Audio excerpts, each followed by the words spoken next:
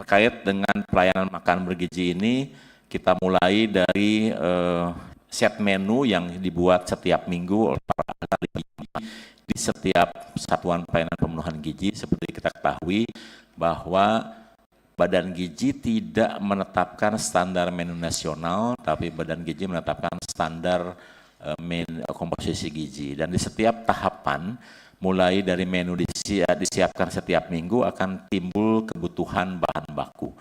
Dan untuk bahan baku ini, kemudian bahan kita dari hal yang sudah dilakukan, setiap bulan pasti dicek oleh Dinas Ketahanan Pangan terkait dengan bahan berbahaya, kemudian residu pestisida, dan lain-lain.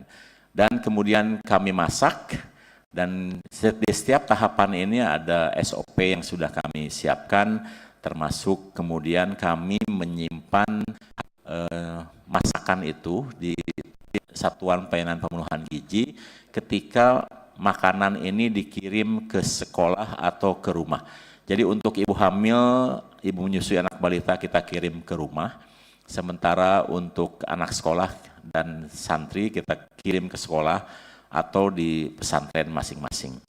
Dan SOP ini sudah kita buat, meskipun dengan beberapa kejadian SOP-nya kami tingkatkan. Selanjutnya, perbaikan yang sudah kita lakukan, next slide. Dari berbagai kejadian, kami sebetulnya sudah menetapkan standar SPPG berbasis food flow sesuai dengan hajat analisis dan critical control point, di mana alur SPPG itu mulai dari penerimaan barang sampai delivery dengan pintu yang berbeda. Kemudian dapurnya kita buat sehigienis mungkin, dan bahkan di beberapa tempat sudah dengan epoksi, dan tidak ada satu lantai yang ada sekatnya, jadi betul-betul satu blok gitu sehingga mudah dibersihkan, dan seluruh bahan dan juga peralatan yang kita gunakan berbasis stainless steel. Ini salah satu yang memang standar kita. Kemudian satuan pelayanan pemenuhan gizi itu kita rancang berbasis semi industri.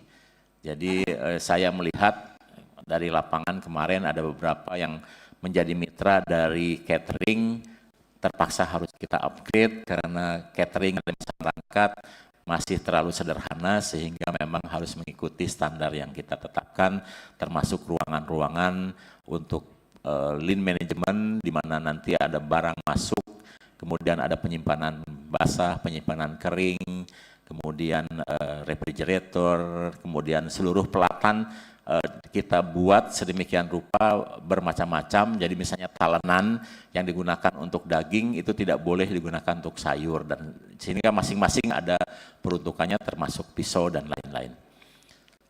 Selanjutnya, ini adalah langkah korektif kita terhadap apa yang sudah terjadi.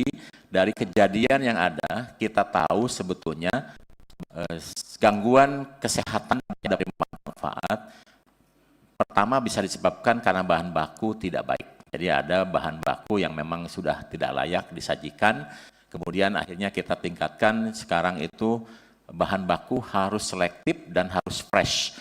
Kemudian yang kedua, dari kejadian di Sukoharjo, kemudian juga kejadian di Pali, Sumatera Selatan, itu karena processing terlalu lama, termasuk di Bandung dan di Tasikmalaya, sehingga kita meminta sekarang seluruh SPPG memasaknya tidak terlalu lama antara waktu memasak dengan penyiapan. Kemudian juga kita meningkatkan protokol keamanan saat proses pengantaran dari SPPG ke sekolah, dan kemudian batas toleransi antara makanan diterima dan segera dikonsumsi di sekolah itu tepat waktu dikirim, tetapi karena ada acara di sekolah sehingga konsumsinya agak terlambat, dan kemudian ada beberapa makanan yang menjadi basi. Jadi ini menjadi hal yang kita tingkatkan. Kemudian kita juga sekarang mewajibkan uji organoleptik mengenai terkait dengan tampilan, aroma, rasa, tekstur, dan lain-lain. Dan kami sekarang sudah sampaikan jika sudah rasanya tidak enak atau teksturnya sudah berubah, lebih baik makanan di hold, tidak dibagikan, dan kemudian digantikan dengan makanan yang lain.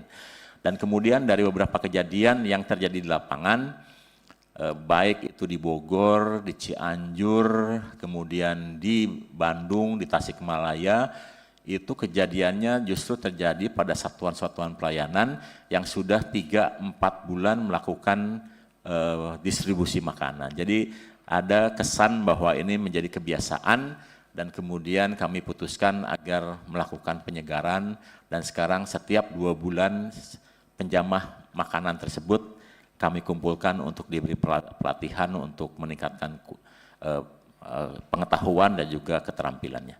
Dan dalam pelatihan tersebut tentu kami melibatkan semua pihak mulai dari Dinas Kesehatan, kemudian ahli lingkungan, ahli-ahli yang bergerak di food and beverage termasuk dari BP POM sebagai pengisi materi.